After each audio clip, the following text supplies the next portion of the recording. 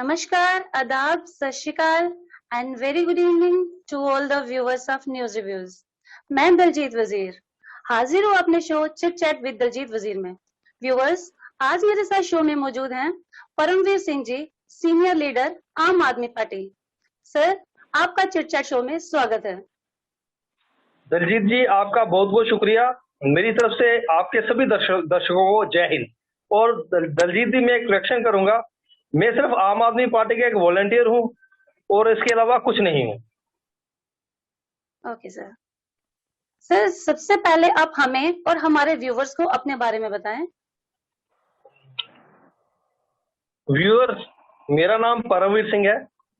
मैं professionally architect हूं और चाहता हूं कि जो बेसिक बातें कॉन्स्टिट्यूशन ऑफ इंडिया में जो लिखी गई हैं, हम उनको ग्राउंड पे उतारें।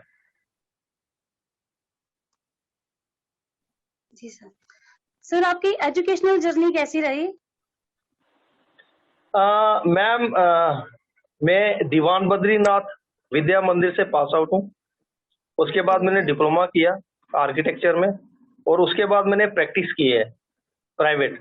मैंने कभी भी जॉब के लिए अप्लाई नहीं किया कि मुझे गवर्नमेंट जॉब करनी है या कुछ करनी है। मैं प्रोफेशनल हूँ और प्रोफेशनली आर्किटेक्ट का काम करता हूँ। जी सर। सर, आपने अपना पॉलिटिकल करियर कब स्टार्ट किया? मैम, पॉलिटिकल कैरियर मैं पॉलिटिकली 2004 से वर्किंग कर रहा हूँ। डिफरेंट एनजीओज के साथ वर्किंग कर रहा हूँ, नेशनल और इंटरनेशनल लेवल की एनजीओज के साथ काम कर रहा हूँ। और इसी वजह से मेरी जो है ना जर्नी, वो आम आदमी पार्टी तक पहुंची, क्योंकि मैं एनजीओ से वाबस्ता आदमी रहा हूँ 2004 से ऑनवर्ड्स। जी सर। सर, आपने सबसे पहले आम आदमी पार्टी ज्वाइन की या सर कोई और पार्टी पहले ज्वाइन की आपने? मैडम, मैं नेशनल कॉन्फ्रेंस का डेलीगेट था 2008 में। मैंने नेशनल कॉन्फ्रेंस की डेलीगेशन जो है वो उसको ना रिन्यू नहीं करवाया। और उसके बाद कहीं से कॉल आई कि आप आम आदमी पार्टी में आ जाओ, तो मैंने आम आदमी पार्टी ज्वाइन कर। Okay sir. सर, आम आदमी पार्टी किस तरह से जेकेयूटी के लोगों के लिए काम कर रही है? देखिए मैडम, जम्मू कश्मीर एक ऐसा खिता है जो अपने आप में कम से कम, देखिए अगर आप जम्मू इलाके को देखेंगे, पुंछ दराल बेल्ट को देखेंगे, चिनाब वैली को देखेंगे, कश्मीर में अनंतनाग श्रीनगर को देखेंगे, शोपियान और कुपवाड़ा को देखेंगे, और इस तरफ से आप ऊपर चले जाओगे गांदरबल वाली साइड, ये सारे खित्ते अपने आप में अलग अलग मुल्क जैसे दिखते हैं, रियासत ही दिखते हैं, मुल्क जैसे दिखते हैं। और इन सब खित्तों को इकट्ठा करने के लिए एक यूनिफाइड, बढ़िया और अच्छे लोगों की जरूरत है, अच्छी सोच की जरूरत है, जो इन सब के सब खित्तों को साथ लेके चले। और आम आदमी पार्टी जितने भी खित्ते हैं, हम तो लद्दाख के लिए भी कहते हैं, वो भी जम्मू कश्मीर का हिस्सा है। खैर, ये बात अलग है कि वक्त की सरकार ने लद्दाख को जम्मू कश्मीर से अलग कर दिया, लेकिन हम लोग ये चाहते हैं कि हेलो जी सर। जी। और हम लोग मेरी पर्सनल सोच है, ये पार्टी की नहीं, मेरी पर्सनल सोच है कि इन सब खित्तों के लिए इक्वलिटी का काम करना आम आदमी पार्टी को, आम आदमी पार्टी का मोटिव है, और यही हम लोग अचीव करेंगे। जी सर, बिल्कुल। सर, आम आदमी पार्टी के जेकेयूटी में विस्तार के लिए क्या स्टेप उठाए जा रहे हैं? देखिए मैडम, ऐसा है, हम लोग छोटे छोटे प्रोग्राम कर रहे हैं फार फ्लंग एरिया में। पिछले दिनों में पटमंडल ब्लॉक में गया था, सांबा डिस्ट्रिक्ट की। उससे पहले हम लोग अखनूर तहसील में रिमोट एरिया में गए थे। सिटी एरिया में तो हम लोगों को वॉलंटियर्स मिल रहे हैं, मगर इसका विस्तार जब तक रिमोट एरिया में नहीं होगा तब तक पार्टी एस्टेब्लिश नहीं होगी। और हमें इस चीज की बड़ी खुशी है कि हम जहां भी जाते हैं, आम आदमी पार्टी की दिल्ली सरकार ने जो जो कुछ अचीव किया है दिल्ली में, वो ऑलमोस्ट पूरे जम्मू कश्मीर को पता है। और मुझे लगता है कि आने वाला वक्त जो भी है वो आम आदमी पार्टी का ही होगा। बिल्कुल सर। सर, आम आदमी पार्टी का Delhi education system world famous हो चुका है। जेकेयूटी में एजुकेशन को लेकर आपकी क्या पॉलिसी है? मैडम ऐसा है कि अब आम आदमी पार्टी को ना अपना एजुकेशन मॉडल बताने की जरूरत नहीं पड़ेगी किसी को, हम लोग ये करेंगे। दिल्ली में हमने करके दिखाया है, जम्मू बिल्कुल कश्मीर में सर। हम लोग करेंगे, जम्मू कश्मीर में हम लोग करेंगे। जम्मू कश्मीर में दिल्ली से प्लस पॉइंट ये है कि जम्मू कश्मीर में रिसोर्सेज सरकार के हैं। दिल्ली में टैक्स के अलावा सरकार के पास कुछ नहीं है। जम्मू कश्मीर में मिनरल्स है, हाइड्रो पावर है, वो जम्मू कश्मीर सरकार की है। और मुझे लगता है कि हम लोग दिल्ली से better education system Jammu Kashmir में ला सकते हैं, क्योंकि जम्मू कश्मीर में सरकार के अपने रेवेन्यू अच्छे कलेक्ट हो सकते हैं और एजुकेशन के ऊपर ज्यादा से ज्यादा पैसा लगा के एजुकेशन को एक अच्छे स्टैंडर्ड पे लेके जा सकते हैं। सर वो बहुत जरूरी है। जी मैम, जी जी, क्योंकि आम आदमी पार्टी का मोटिव ही मैम, जो preamble of constitution of India है ना, उसमें जी कहा सर। गया था, जब हिंदुस्तान की संरचना की गई, जब सोचा गया कि हिंदुस्तान को एक यूनियन ऑफ इंडिया बनाना है, तो जो 568 रियासतें, जो जिनके अलग अलग राजे रजवाड़े थे, वो यूनियन ऑफ इंडिया में इसलिए आए क्योंकि प्रियम्बल में 4 चीजें लिखी हैं। आपकी एजुकेशन फ्री सरकारी, जी आपको हेल्थ फ्री सरकारी, आपको बोलने की आजादी, और आप लोगों को सोशल सिक्योरिटी, आपकी जान माल नौकरी की हिफाजत सरकार करेगी।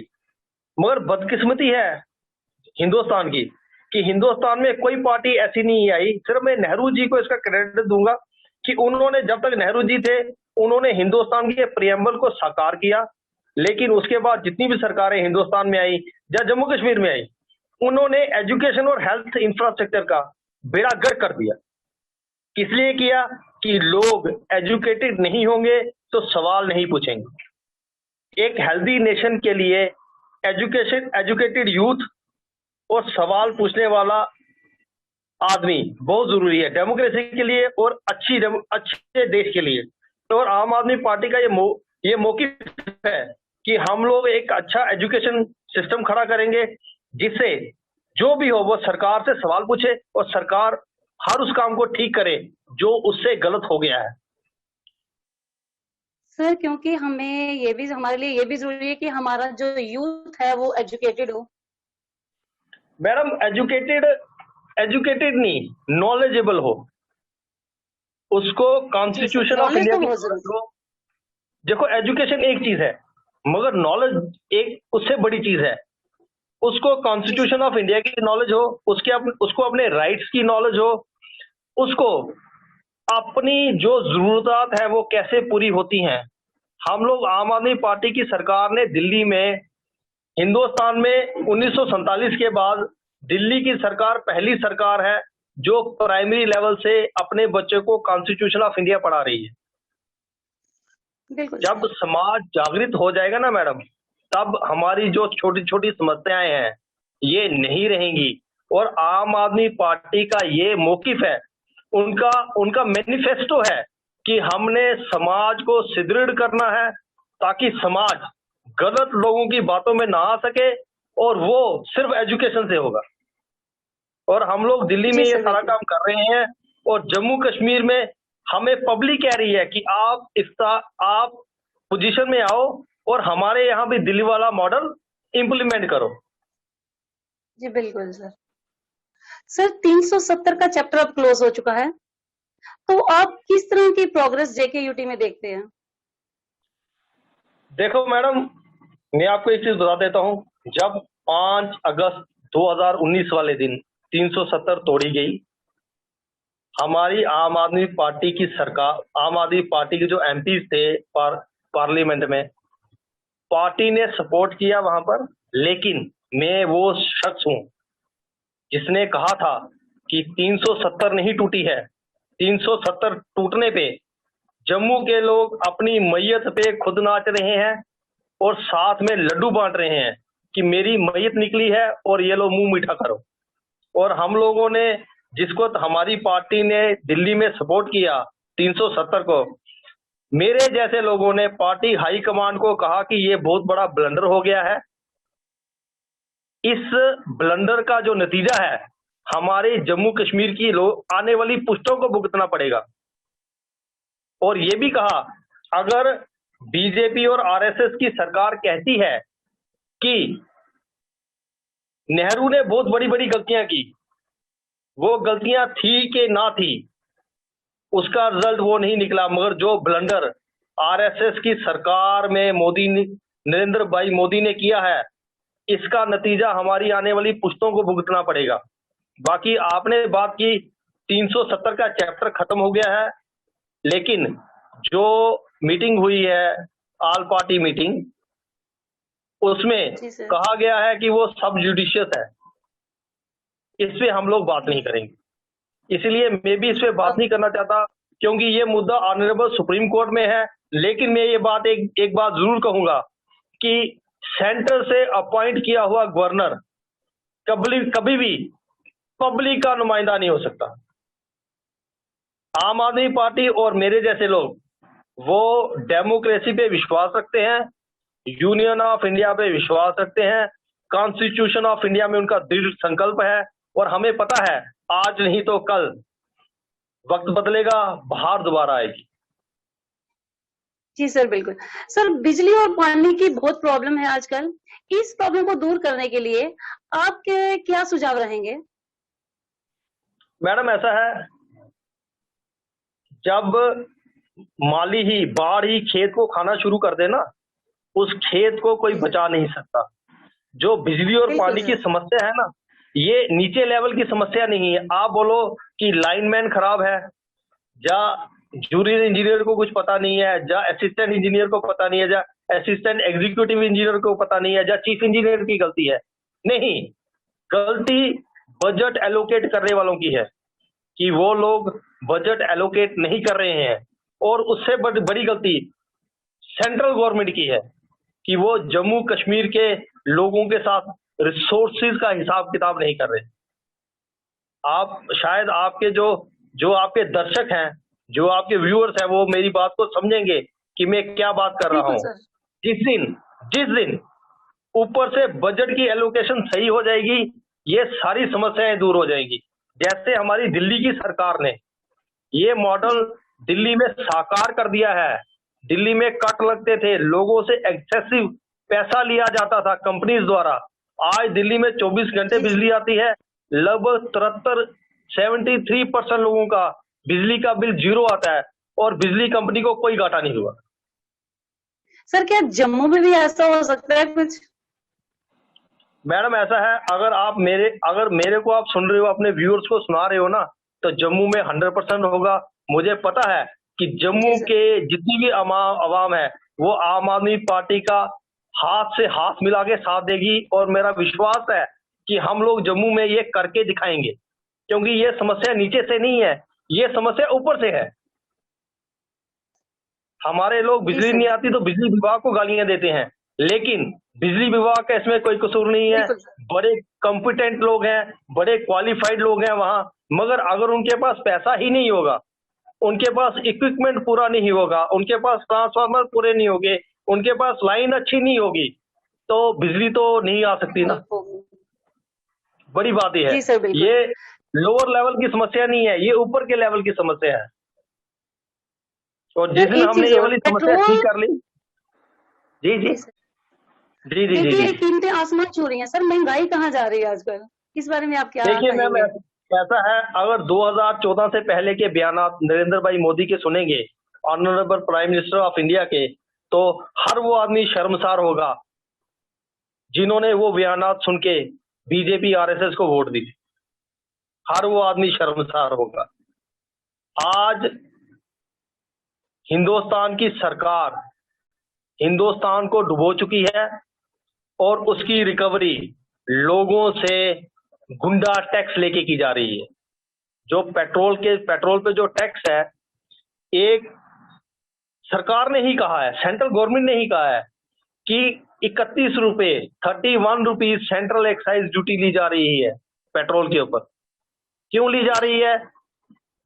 वो इसलिए ली जा रही है कि हमारी सेंटर की सरकार के प्रधानमंत्री और मंत्रियों ने 18 घंटे काम करके हिंदुस्तान की जो इनकम टैक्स की कलेक्शन थी, जो डायरेक्ट टैक्सेस थे, उनकी कलेक्शन को लगभग 6 लाख हजार करोड़ रुपया कम कर दिया, और वो सारा का सारा पैसा सरकार पेट्रोल पे एक्सेसिव टैक्स लगा के पूरा करने की कोशिश कर रही है।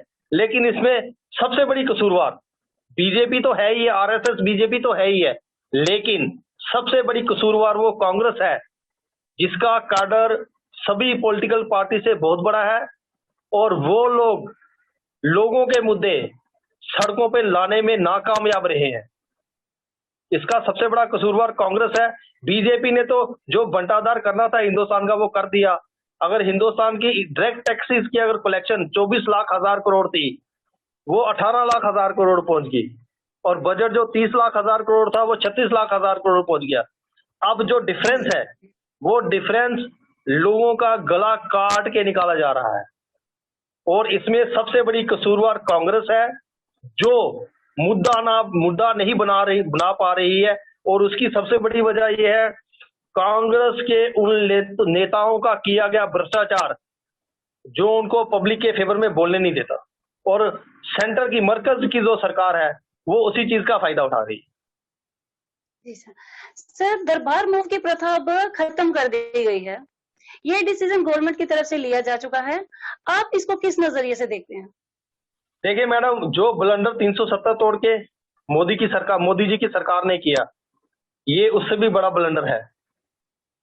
जम्मू में जो व्यापारी है, जम्मू में जो व्यापार जो चलता है, वो जब दरबार मूव आता है, वो 3-4 महीने में जम्मू का व्यापारी पूरे 1 साल का काम कर लेता है। क्योंकि देखिए, जो जम्मू की जो जोलॉजी जो जो पोजीशन है, एक तरफ पहाड़ है, दूसरी तरफ पाकिस्तान है, ठीक है जी। हमारे पास ना खरीदार नहीं है, हमारे पास प्रोडक्शन है, खरीदार नहीं है। जम्मू का व्यापारी अपना माल कहाँ बेचेगा? पहाड़ पे तो चढ़ के बेच नहीं सकता। जब तक ऊपर के लोग जम्मू नहीं आएंगे माल खरीदने के लिए, तब तक जम्मू का व्यापारी कुछ नहीं कर सकता। सर, आपके मुताबिक जम्मू का व्यापारी खुश नहीं है इस डिसीजन से? नहीं है जी, जी, जी। आप व्यापारी के बीच चले जाइए, अगर मेरे जैसे आदमी को इतनी सी समझ है कि कहाँ नुकसान हो रहा है। सरकार अपने 200 करोड़ की बात कर रही है, 200 करोड़ खर्च हो रहा है, मगर आप सोचिए सरकार के खजाने को 2000 करोड़ का नुकसान होने वाला है दरबार मूव ना करने से।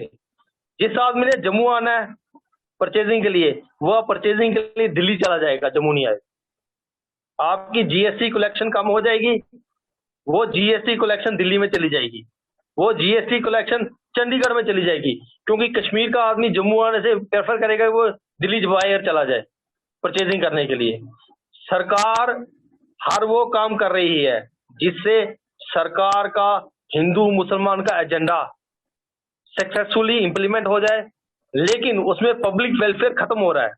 हिंदुस्तान एक वेलफेयर स्टेट है, जो कॉन्स्टिट्यूशन ऑफ इंडिया है वो वेलफेयर स्टेट का कॉन्स्टिट्यूशन है, और वेलफेयर स्टेट में आपको पब्लिक की पहले सुननी पड़ेगी, सरकार की बाद में चलेगी। जी सर। सर, डिलिमिटेशन होने जा रही है, इसको आप किस तरह देखते हैं?